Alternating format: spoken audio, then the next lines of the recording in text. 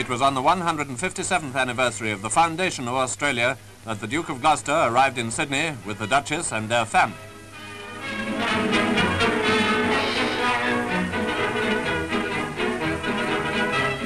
They were received by the Deputy Prime Minister, Mr. Ford, for the Commonwealth, and Premier McKell for New South Wales.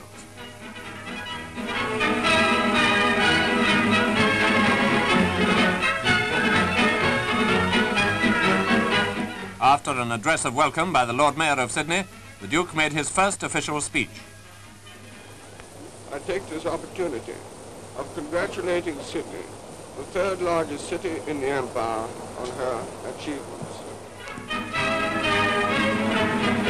Although the time of arrival had been shrouded in wartime secrecy, most of Sydney appears to have been well aware of the fact that Australia's new Governor-General had landed.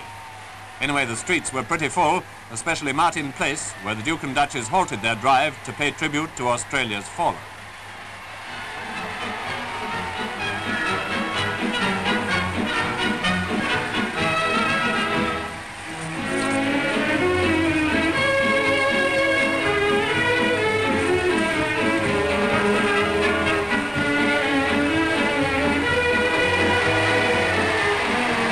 From Sydney, their Royal Highnesses proceeded to Canberra, the Commonwealth capital, for the swearing-in. This took place in the Senate chamber of Parliament House.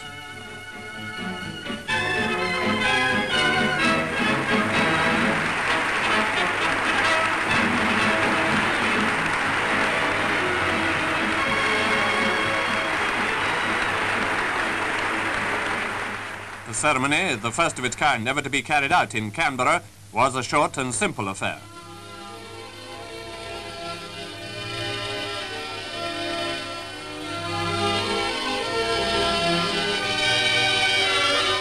Mr. and Mrs. Curtin sat beside the Duke and Duchess, while the Chinese minister, Mr. Hughes, Dame May Hughes, Mr. Menzies and Mr. Fadden formed part of the select audience.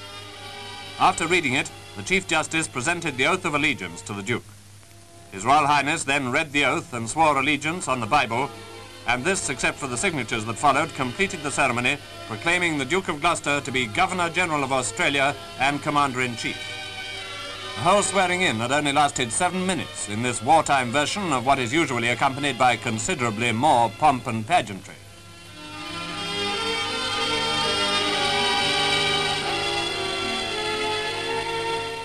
Before this, back in Sydney, in Admiralty House, the home of the Governor-General when in that city, Movietone cameramen had already been busy filming the Duke and his family.